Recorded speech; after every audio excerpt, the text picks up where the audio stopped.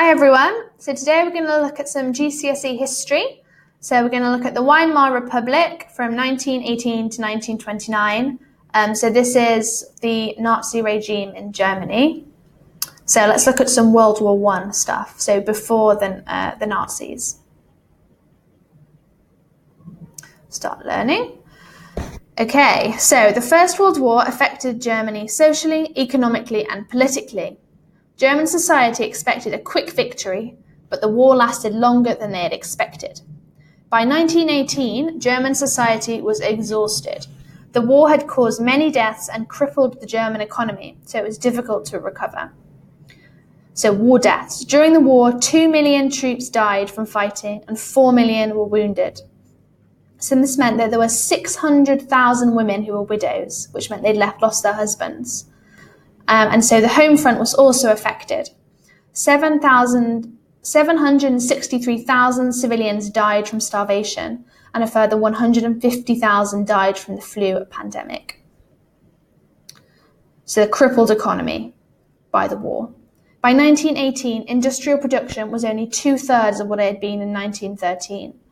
Germany's debt had increased over World War I from 50 billion marks to 150 billion marks in 1918. So inflation. Germany printed more money to fund the war effort.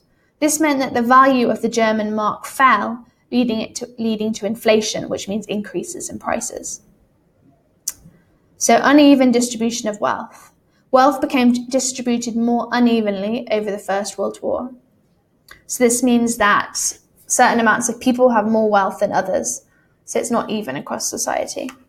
The average wage for a worker in 1918 was only 60% of what they'd earned in 1913. That's a big decrease. But big armament, which means building military weapons, business owners, made lots of money from the war. So there were lots of really poor people, but there were also these super rich people. This caused social problems as workers resented their business owners. So, how many German troops were killed and wounded in World War I? Right, we can have a look back at this if we didn't know the answer.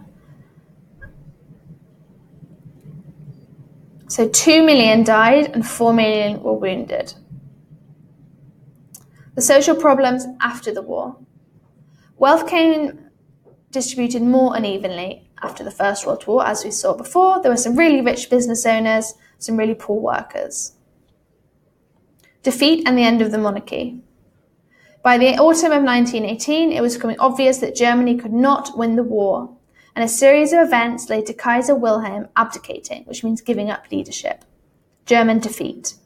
On the 29th of September 1918, it was clear Germany would be defeated.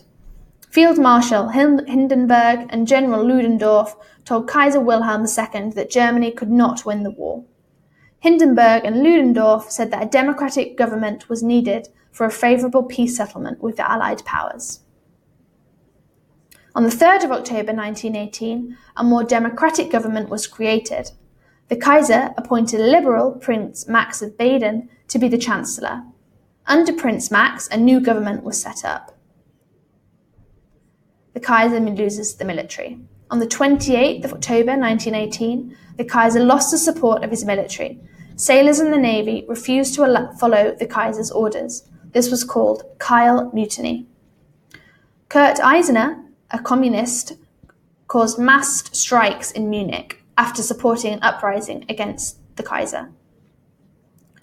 On the 9th of November 1918, the Kaiser lost the support of his advisors and was forced to abdicate, which means give up his leadership. Ministers tried to make the Kaiser abdicate, which he refused at first. And following this, the leaders of the army withdrew their support for the Kaiser. So the Kaiser abdicated and fled to Holland because he was scared. The German Republic. On the 10th of November 1918, the German Republic was born. Philipp Schiedelmann, a member of the Social Democratic Party, declared the new German Republic. Friedrich Ebert, the leader of the SPD, which was the Social Democratic Party, became the leader of the German Republic. Ebert created the Council of People's Representatives as a temporary government. This council ran Germany until new elections were held in January 1919. The Armistice and the end of World War I.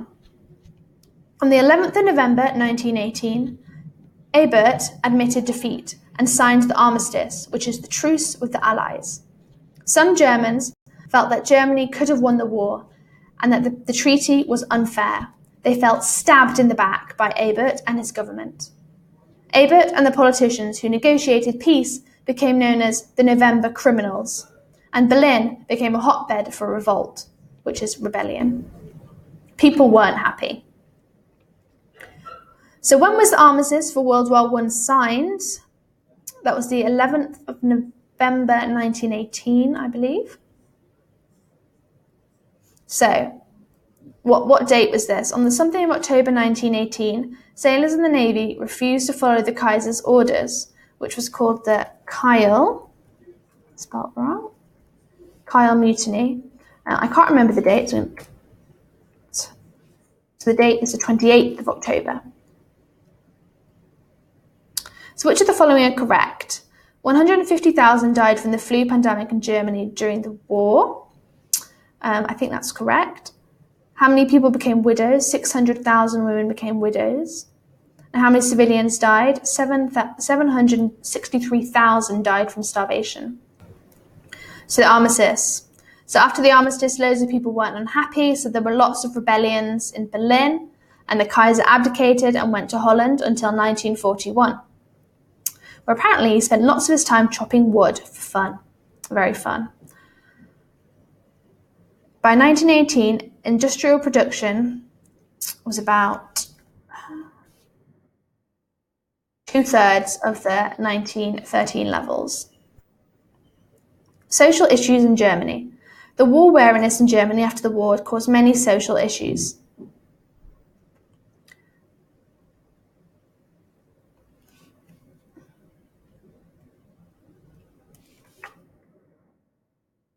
The 28th of October, they had the Navy didn't follow the Kaiser's orders, and this was the Kiel Mutiny.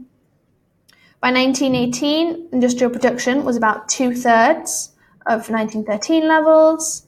So what were the names of the military officers who told the Kaiser that Germany could not win the war? So that was Marshal Hindenburg and General Ludendorff. And we're done.